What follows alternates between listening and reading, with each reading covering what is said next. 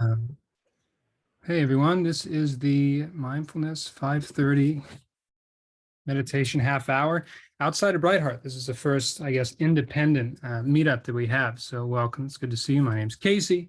Um, let's see. It's cool that we can do this. Actually, I think that this is going to work out really well. So it's good to see all of you, and we'll just keep it up every Monday. I'm going to share a personal development that just happened over the past few days, and it's all relevant to meditation and mindfulness. So I was seeing this girl for almost 2 years, and it's one of the best relationships, or the best relationship either one of us have ever been in. We just took a road trip up and down from Seattle, Portland, all of that, and came back down.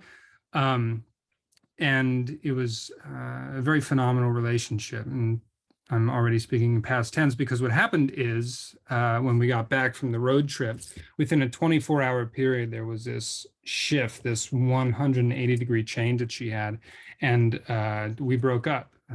She wanted to break up, and it was one of those like I need to find myself away from you sort of thing.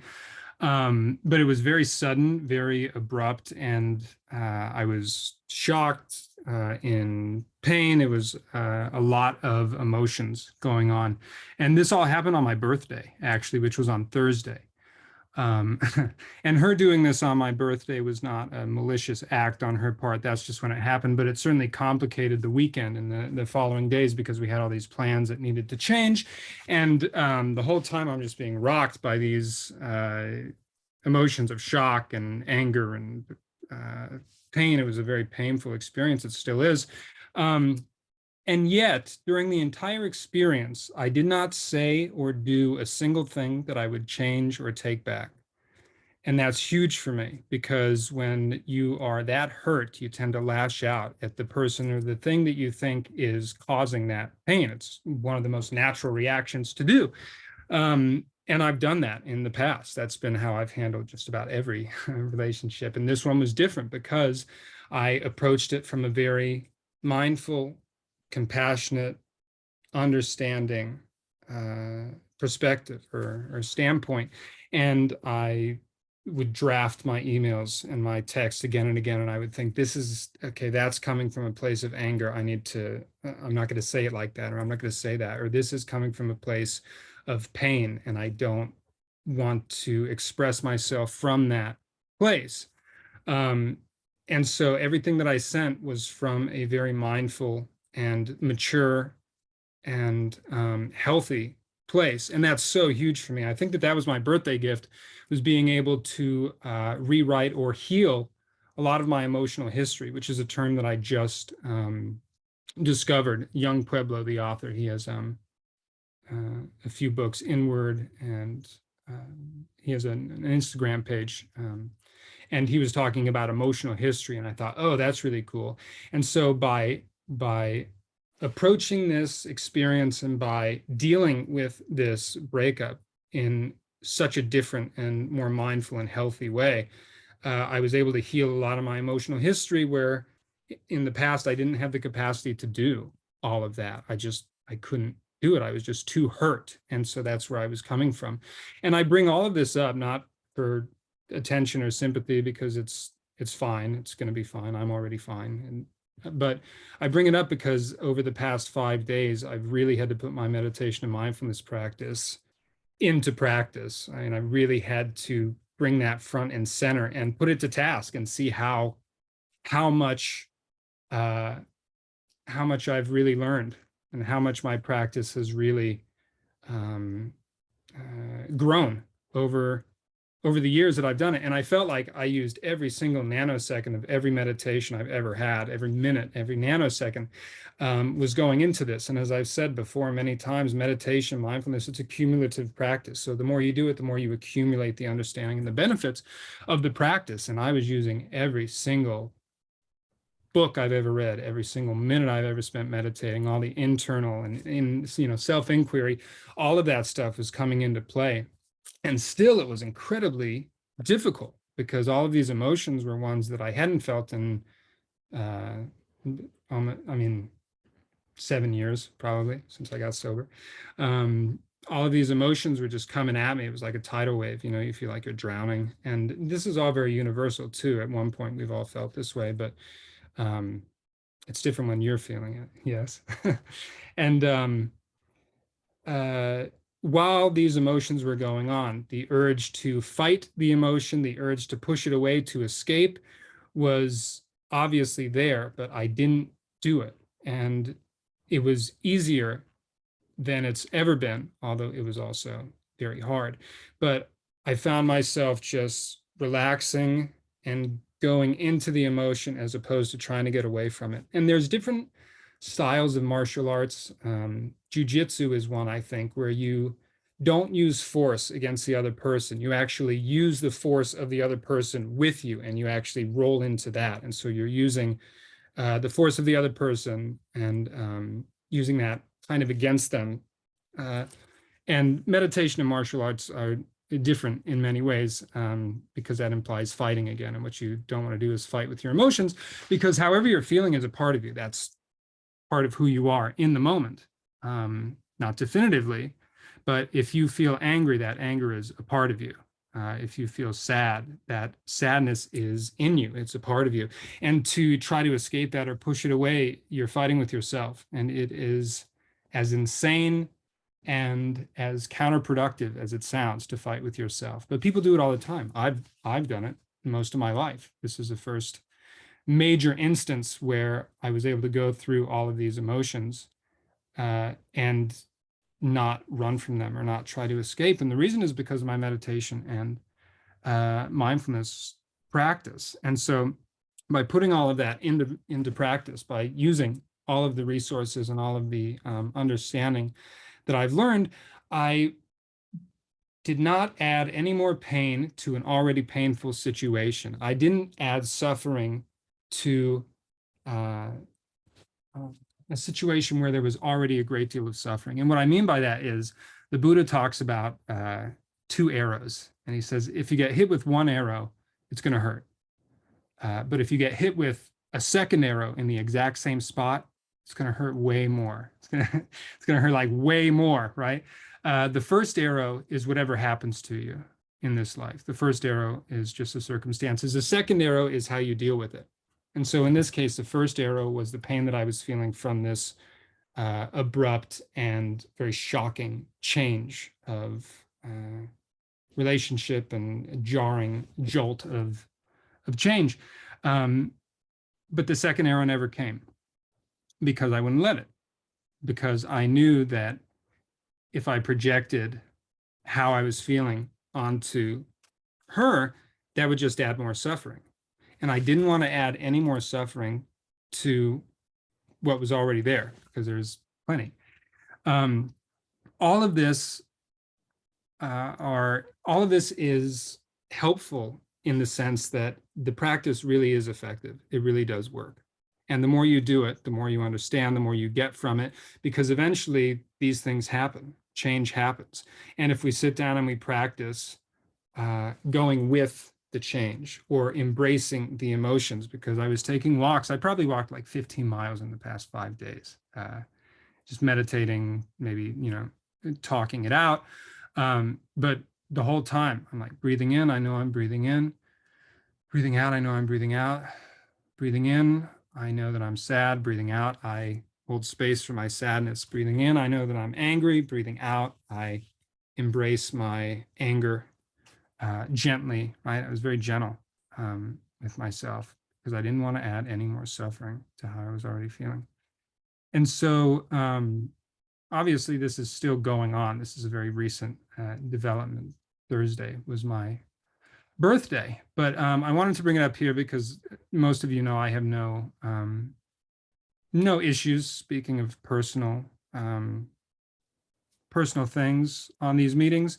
And if I feel it's relevant and it has something to do with the practice, I have no problem bringing that up. And also, I feel like you being here, you're keeping it very real with me, and I feel like you deserve me being real with you as well. And it's always been that way, so I appreciate you for that.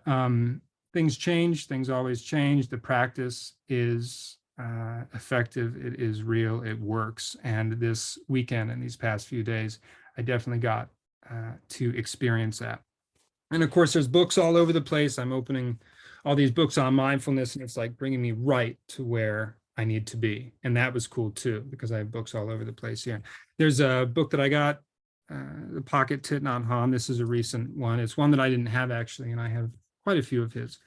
But just opening it up to different pages, and it just spoke to me. There was one today, and it said, the chapter is called The Zen Master. They're little chapters, but it's the collection of his writing.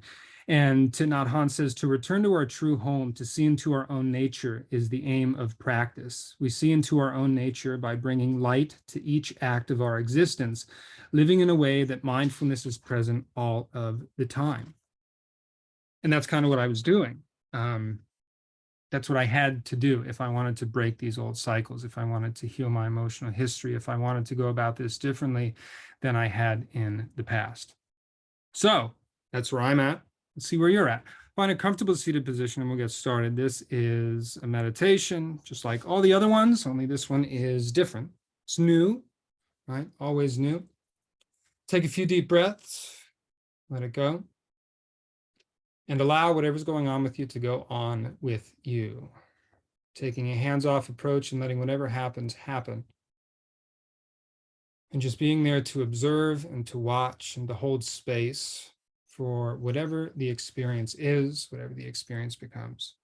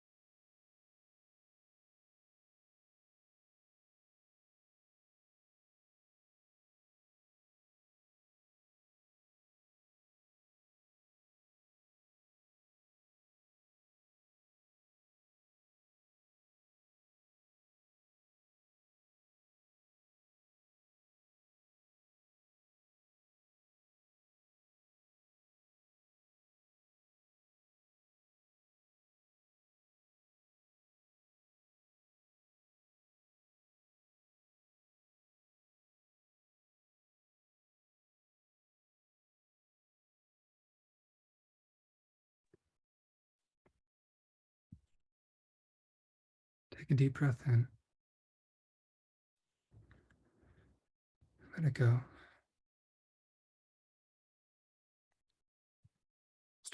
Start to gently wake up your body.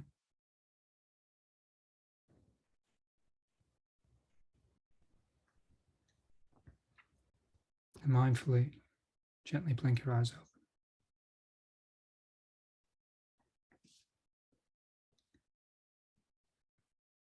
The past 5 days, I've really had to reach into my mindfulness and meditation savings account.